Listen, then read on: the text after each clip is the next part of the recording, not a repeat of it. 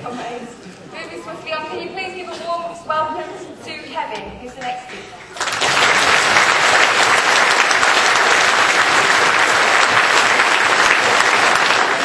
Thank you, Jackie. And can I thank the Campaign for a New Workers' Party for inviting us to contribute to this discussion this afternoon. We have a great deal in common, a great deal to discuss and a great deal to work around.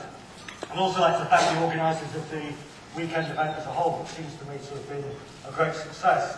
I think they deserve a particular thanks because I believe this event was organised almost a year in advance. And to organise an event a year in advance and come up with the very good title that Marx was right, but then to engineer the greatest financial crisis in history of capitalism shows a degree of prescience of power of organisation which Manor and comrades have been renowned for very many years. Now Dave has outlined extremely well in the way that we're not going to try to alter in any dot or comma what the impact of that financial crisis is likely to be. We don't know exactly, but likely to be, as it becomes a deep economic crisis inside Britain. So far, the people suffering from the so-called credit crunch are, by and large, people who are moving, gonks and their office, their executive office toys from Canary Wharf, but it won't remain like that, and indeed isn't remaining like that. It's very rapidly tipping into what is likely to be an extremely deep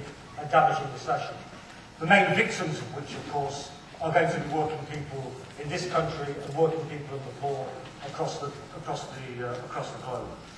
In Tower Hamlets, in the shadow of the City of London and of Canary Wharf, where we were assured the wealth would cascade down, instead of it cascading down, it kind of washed the people of East London down the gullies rather than ending up in our pockets.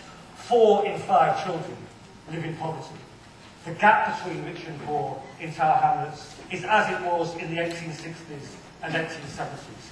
Every Friday at the constituency office surgery in Bethnal Green and Bow, we have 25, 30, 35 people come with a range of problems. There will be at least one, often more than one, coming from a family where there are 12, 13, 14 people living in a 2-bedroom flat. And that is after 11 years of the so-called end of boom and bust.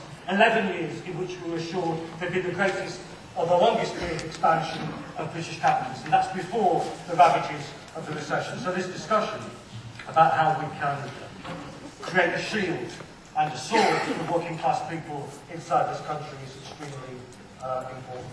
As I say, the greatest victims of the crisis are going to be working people, but the first victim hasn't been anybody at all. The first victim has been the untrammelled dominance of the free market ideology which has dominated in this country and around the world over the past 25 or 30 years. And that's a victim whose victimhood we can well and truly celebrate.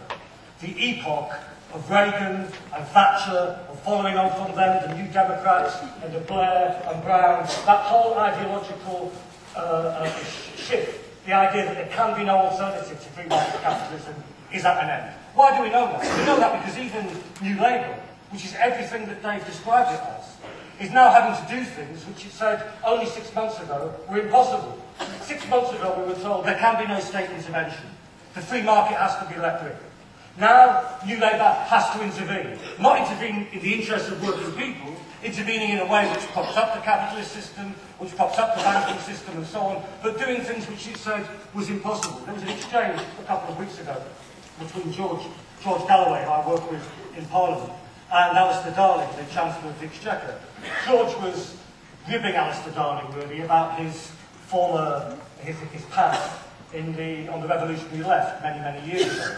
And he said, you used to believe in putting government directors on the board of companies. And if we're paying all this money for the banks, why don't we have a public say in what the banks do? No, said Alistair Darling, I never believed in that. Yes, you did, said George, quite truthfully, unlike Alistair Darling. But what do you find 2 or 3 weeks later? The government has got appointees on the board of the banks. They're not appointees who are going to act in the interests of people in this room or the interests of the people that we seek to represent. But this is the pace at which events are changing. I think it's very, very important for us because it opens up all sorts of possibilities. I think we saw that in the US on Tuesday night. You see, for me, it's not the Republican right accused Barack Obama of being a socialist. And Barack Obama isn't a socialist. But the movement which has brought the change in America and brought Barack Obama into office contains within it very many people who can become socialists. And it's a movement of change and of optimism, and one which has a reflection inside this country. When I arrived at work on Wednesday morning, one of the first people I met was a black woman who's a cleaner. No surprise there really in terms of the House of Commons. There are a significant number of black people in the House of Commons, but they tend to be the catering staff and the cleaners.